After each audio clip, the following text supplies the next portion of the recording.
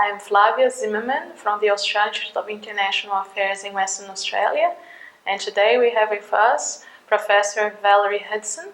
Professor Valerie Hudson is from the Bush School of Government and Public Service at Texas A&M University. She also holds a Fulbright Distinguished Chair Fellowship at the Australian National University. And today we will be discussing gender and its impact on international relations and security in the world. Thank you for being with us, Valerie. Delighted to be here. Valerie, can you please tell us how gender imbalance impacts peace and security in the world? Well, gender inequity affects many different dimensions of what we would consider to be pillars of national security. So if you want to talk about food security, you need to talk about the gendered nature of food production. How in many parts of the world it's women who put in far more agricultural labor hours than men, but how land ownership is gendered disfavoring women. In many parts of the world, women have very little access to title to land.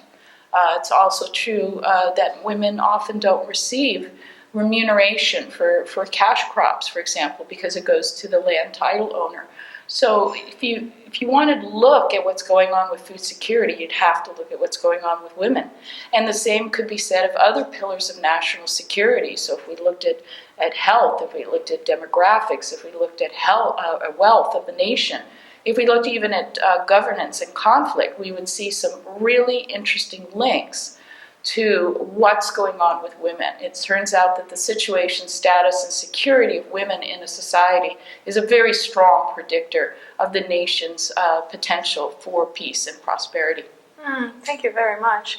And if you could please, Valerie, just expand a little bit more and tell us how women empowerment and greater social inclusion can impact in a positive way government and economic development. Right, and there's two dimensions of inclusion. All right, one of the dimensions which we've just spoken about is actually seeing the connections between what's going on with women and what kind of outcomes you're getting at the nation-state level. So part of it is kind of opening your eyes to see connections that are so normalized, so unremarkable that we no longer see them. They become invisible to us. The second dimension of inclusion, as you alluded to, is actually including women when collective decision-making is taking place. It's stunning to think that here we are in the 21st century, and worldwide, globally, we still have only 1 in 5 national legislators being women, even though almost half of the population of the planet Earth is women. That means that women are not around the table when crucial decisions about which they have insight and perspective and concerns are being made. And a great recent example from my own country is where the Senate formed a caucus to redo health care in the United States. Not one woman was a member of that group. That's shocking. That's outrageous. Thank you very much, Valerie. Pleasure talking to you. Lovely to talk with you as well.